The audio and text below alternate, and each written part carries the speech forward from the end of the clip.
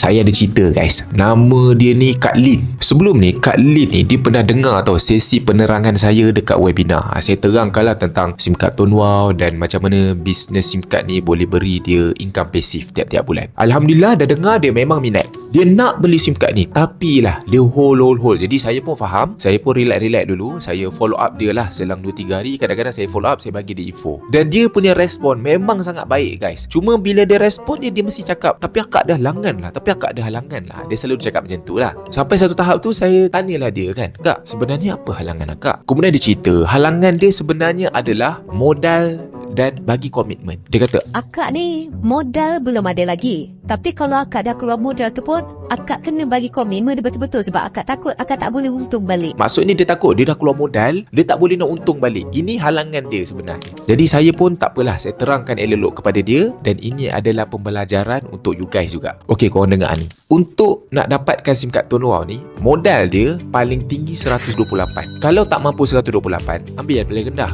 RM20 je. Dalam RM20 ni memang akan dapat SIM card, akan ada data siap dan akan dapat takaful sekali perlindungan RM30,000. Perlindungan tu akan cover sampai umur 75 tahun. Jadi dengan RM20 dapat SIM card, dapat data, dapat takaful, berbaloi tak? Berbaloi. Jadi RM20 yang kita bayar tu memang kita dah untung dah. Kita dah dapat benda tu. Daripada sudut bisnes ni, okay, ini add-on saja. Kita buat, kita dapat lah. Kita tak buat, kita tak dapat lah. Yang pasti bayaran RM20 yang kita buat tu memang kita dah untung dah. Cuma daripada segi bisnes tu, itu tambahan kalau kita rajin. Korang perasan tak? Kenapa orang nak mulakan bisnes walaupun modal kecil pun dia fikir-fikir dia takut? Sebab apa? Sebab dia takut dia tak boleh bagi komitmen dan dia tak boleh untung. Mereka akan fikir boleh untung ke tak boleh untung. Betul? Sebab itulah bila datangnya money game, skim cepat kaya ni, orang yang tak ada duit pun boleh ada duit. Orang yang selama ni dia tak pernah nak labur duit untuk bisnes pun dia boleh labur satu duit yang besar untuk masuk dalam skim-skim macam ni. Sebab apa? Sebab skim money game ni mereka nampakkan satu value, iaitu value pasti untung. Kerja kita letak duit, kita dapat untung bulan-bulan ataupun hari-hari. Jadi kalau kita letak banyak duit pun kita pasti untung. Itulah value yang mereka bawa dan yang menyebabkan ramai orang terpedaya. Walaupun skim ni dah banyak kali lipat orang, dia akan terus ada